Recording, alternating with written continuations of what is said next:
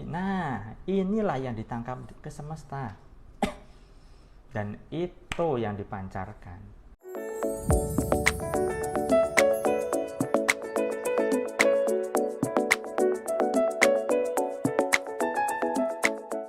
Oke, sekarang kita bahas tentang magnet uang nih. Udah siap belum nih? Oke. Tentang uang biar mendekat itu gimana? Ya kan, tadi ada yang pengen seperti itu kan, mau bahas tema tentang itu. Oke, yang jelas adalah pertama, Anda perlu yang namanya menjauhi pikiran-pikiran bahwa uang itu susah, uang itu sulit, kerjaan itu susah, jualan itu sulit dan sebagainya. Itu perlu Anda hindari. Ya, kalau Anda masih seperti itu, niscaya uang nggak bakal mendekat, dijamin. Itu secara otomatis Anda sedang memusuhi uang kok. Secara otomatis Anda sedang mengusir uang dalam hidup Anda.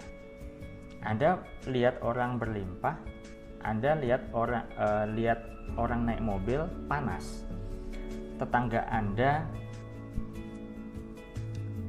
beli mobil, renovasi rumah, hati Anda panas. Nah, ini dijamin nih, uang susah masuk dalam hidup Anda. Kalau itu masih ada di dalam diri Anda, maka ya Anda kesulitan mendapatkan uang. Ya, Anda perlu berlatih untuk bahagia di atas kebahagiaan orang lain. Saat tetangga Anda beli motor baru, ya udah, bahagialah dan doakanlah kebaikan untuk tetangga Anda itu. Bukannya malah Anda ngata-ngatain, bukannya Anda malah ngegosip, itu beli motor paling kredit, itu paling nanti nggak selesai tuh bayar kreditnya dan sebagainya. Itu tetangga kaya paling ngepet, paling itu dapat warisan dan sebagainya. Omongan-omongan seperti itu, meskipun Anda tidak melisankannya, tapi pikiran Anda itu berucap seperti itu. Jangankan berucap, di dalam batin Anda ada rasa tidak suka saja pada tetangga Anda yang kaya, tetangga Anda yang beli motor baru, itu sudah otomatis Anda memusuhi uang. Ya. Nah, kalau Anda masih seperti itu, susah sahabat. Anda perlu hilangkan itu semuanya. Memang tidak mudah kalau Anda sudah terbiasa melakukan itu. Memang tidak mudah jika Anda sudah seringkali sirik kepada orang-orang yang hidupnya berlimpah dibanding dengan Anda. Nah, itu yang pertama. Ini yang bisa menyebabkan uang menjauh dari diri Anda. Kemudian yang kedua adalah tadi ya, hilangkan perasaan uang itu susah, rezeki itu sulit, kerjaan itu sulit, jualan itu sulit dan sebagainya. Selama Anda masih menyematkan pikiran-pikiran tersebut ke dalam otak Anda, dijamin uang menjauh dari hidup Anda. Ya. Itu yang kedua. Kemudian yang ketiga adalah ini faktor kenapa uang menjauh dalam hidup Anda. Anda seringkali ngeluh. Ya. Ngeluh dalam hal apapun. Anak rewel, ngeluh. Bahkan ada marah-marahin anak Anda yang rewel itu. Memang spontanitas refleks kita begitu. Tetapi kalau Anda terus-terusan saat anak Anda rewel, Anda marah-marah, Anda bentak-bentak, Anda sedang membunuh miliaran sel otak yang ada di dalam anak Anda. Di satu sisi, Anda sedang mengakses perasaan yang tidak memberdayakan. Saat Anda mengakses perasaan yang tidak memberdayakan, maka semesta akan mengkondisikan hidup Anda tidak berdaya. Saat Anda ngeluh, semesta menangkap begini, oh orang ini suka ngeluh nih.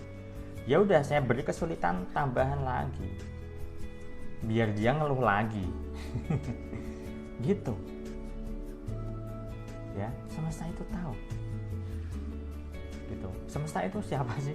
Ada yang komen begitu ya. Di Instagram saya atau di TikTok saya lupa.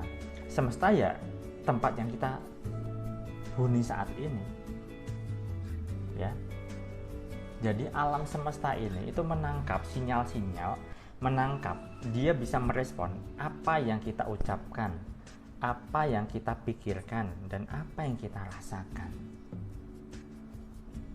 Jadi ada benarnya ucapan adalah bagian dari doa, pikiran juga bagian dari doa, tindakan bagian dari doa, dan poinnya adalah, hakikatnya adalah yang kita rasakan inilah doa yang sesungguhnya.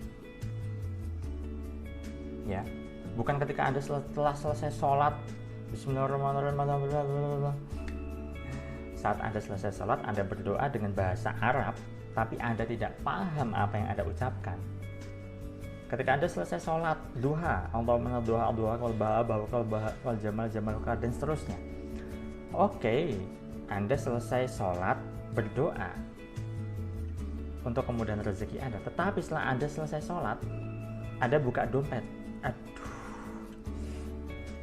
dompet kosong lagi, nggak ada uang lagi, bayar cicilan lagi. Nah, inilah yang ditangkap ke semesta.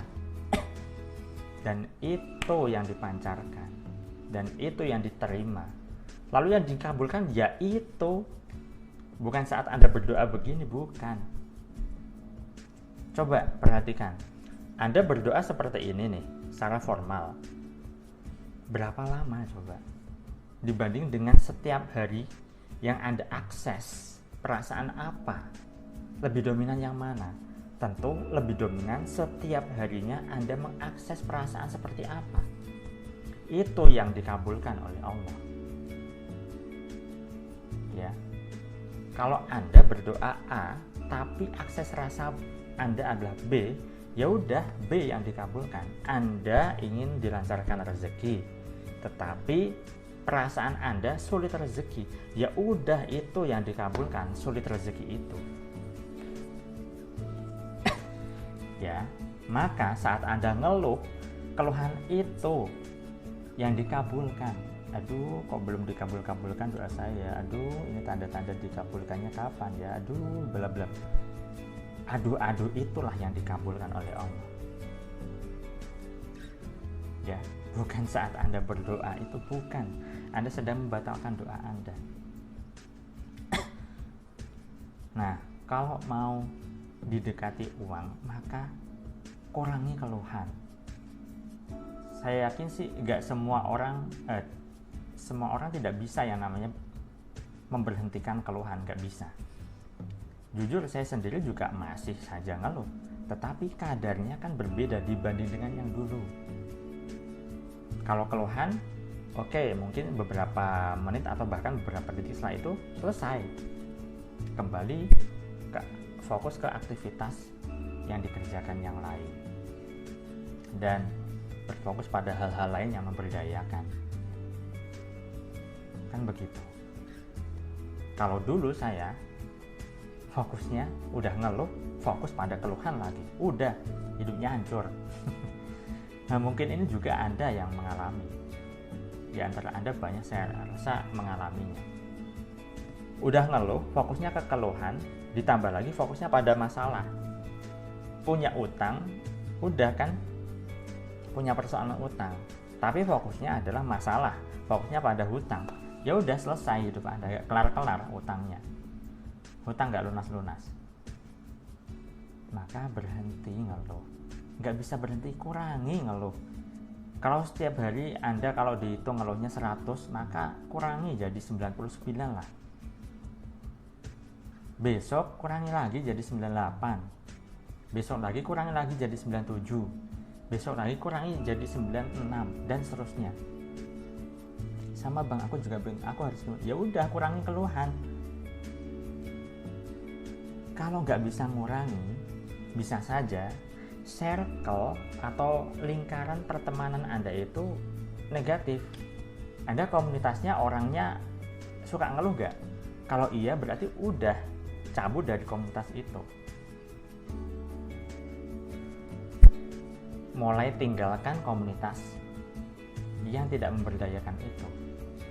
Anda kalau ketemu sama orang-orang langsung ngobrol, ngomongin orang kayak gosip kayak, ya udah hilangi itu. Berhenti berkumpul sama orang-orang seperti itu. Karena lingkaran pertemanan Anda itu adalah lingkaran yang suka ngeluh. Otomatis Anda ketularan ahli ngeluh, pengeluh profesional, ya kan? Gitu. Jadi kurangi keluhan.